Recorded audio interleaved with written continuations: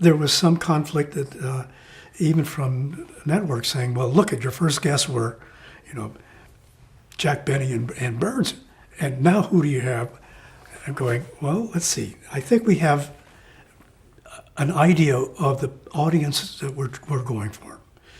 And as nice and as cute as Benny and Burns were, they're altacockers in this business. And here we have this new image of young, dynamic, outspoken performers who can entertain, who can make funny, who can sing, but their audience is going to be different.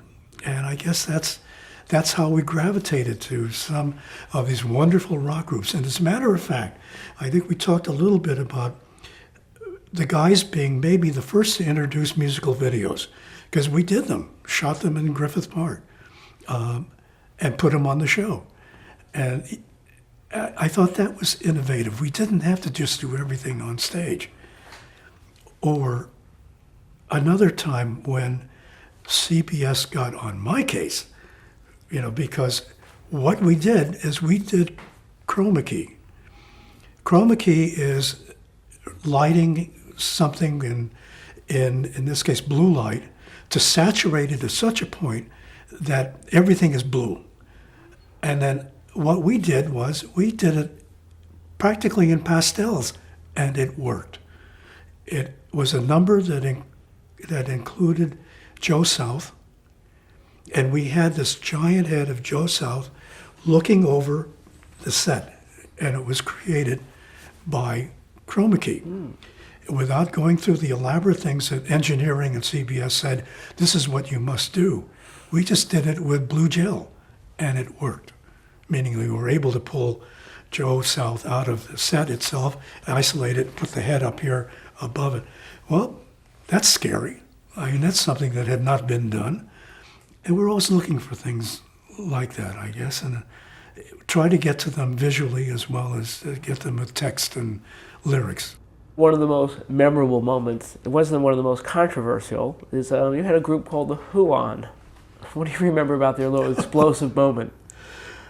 It was one that Tom was really up about. He really wanted to showcase them.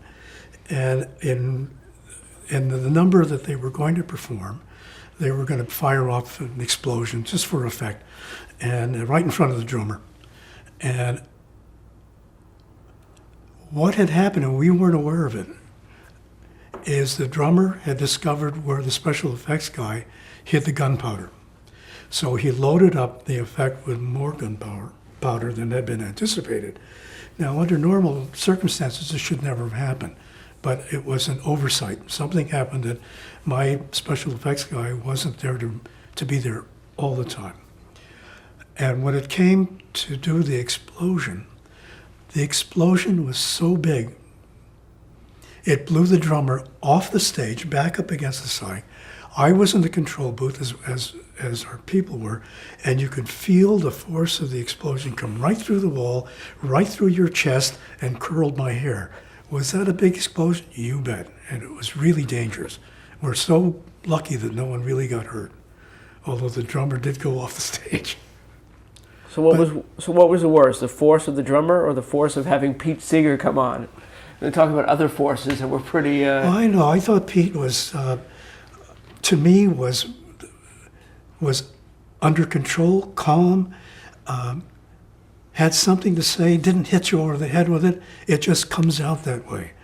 And, it's that Waist Deep and Big Muddy, which was a song about training Marines and getting caught in the mud and not being able to get out.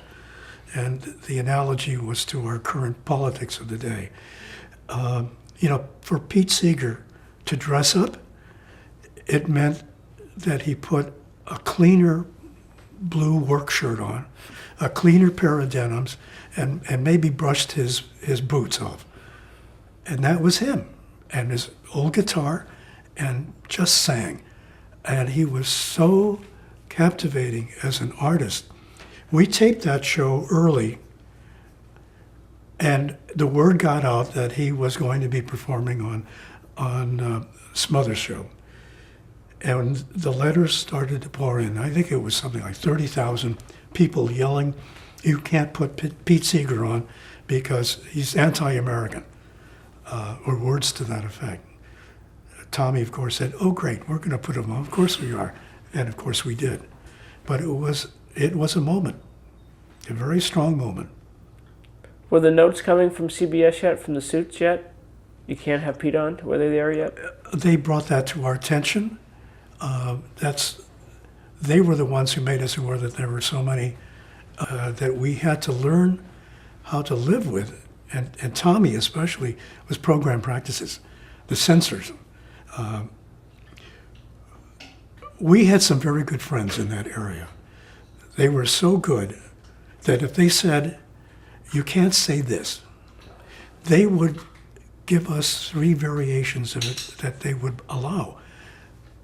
When their bosses in New York found out, that's how closely they were working with us, they said, "Cease and desist." And they took the two that they had assigned to us. One they had gotten rid of, Charlie Pettyjohn, who was wonderful. Then Sam Taylor took over. Sam continued in the same way of giving us some options.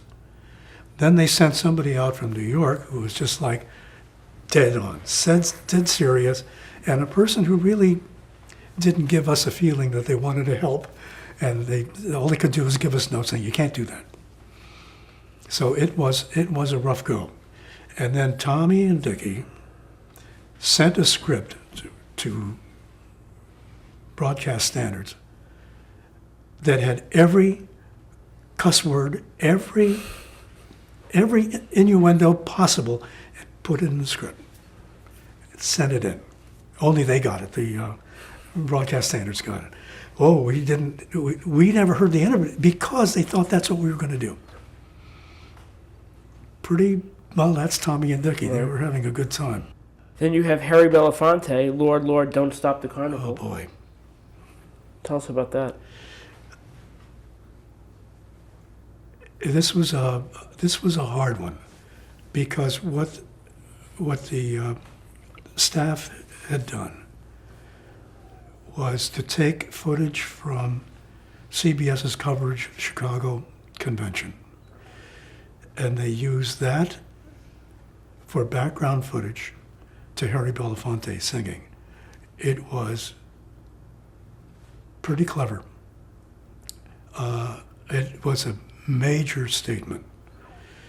Well, we didn't get permission to use the footage. That wasn't in the cards. But they went ahead and did it anyway. And that's a tough one because that's Tommy saying, "We're going to do it." And but it did make air though, right? You know, I don't think so. I think it did, a watered-down version of it made air. But they cut it, and I can't tell you how many shows they cut it from. They cut it from the original, and then we tried to put it in the next one, and they cut it again. So I think we may have done a watered-down version of that. It may have been without the clips. It's just Harry singing.